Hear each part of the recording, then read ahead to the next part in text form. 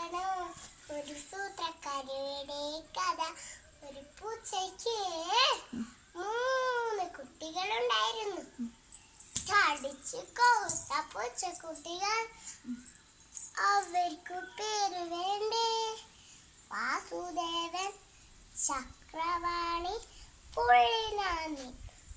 ചടിച്ചു കൊത്ത പൂച്ചക്കുട്ടികൾ അമ്മ എപ്പോഴും പുറത്തേക്ക് പോകും. എന്തെങ്കിലും തിന്നാൻ കിട്ടണ്ടേ? അമ്മ പുറത്തേക്ക് പോവാൻ പറയും കുട്ടികളോട്.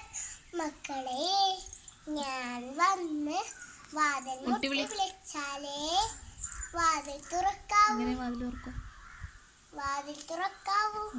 അമ്മ എവിടേക്കോ പോയി എന്തൊക്കെയോ തിന്നാൻ കൊണ്ടുവന്ന് വാതിൽ മുട്ടി വിളിച്ചു.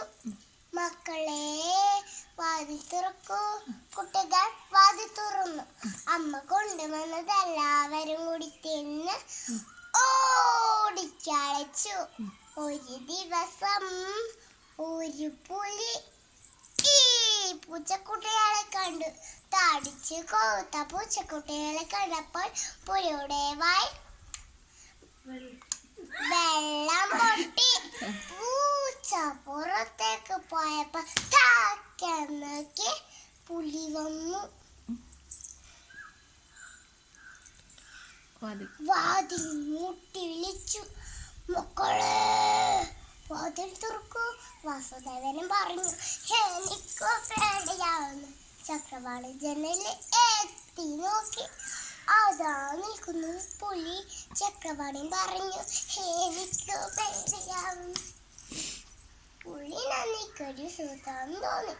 പുലിയാന്ന് ചോദിച്ചു, അമ്മയുടെ കണ്ണെന്ന് ഇത്ര ചുവന്നിരിക്കുന്നത് എന്ന് കണ്ണെഴുതിയില്ലേ?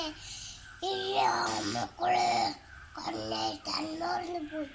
എന്നാൽ ഈ ജനലിന്റെ അടുത്ത് കണ്ണ് കാണിക്ക്, ഞാൻ കണ്ണെഴുതി തരാം. അടുക്കളയിൽ പോയി അടുപ്പിൽ തൂകുന്ന പൊടിയെടുത്ത് മുളക് പൊടി നിറച്ചു. ഒരു പാത്രത്തിൽ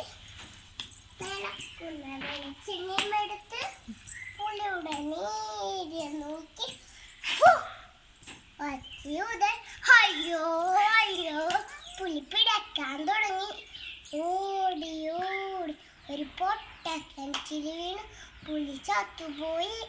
ഇത് കണ്ടപ്പോൾ കുട്ടികൾ കൈകൊട്ടി ചിരിച്ചു. ഇതാണ് സൂത്രക്കാരിയുടെ കഥ. കൂട്ടുകാരെ, എൻ്റെ കൊച്ചു കഥ കേട്ടിരുന്ന നിങ്ങൾക്ക് എല്ലാവർക്കും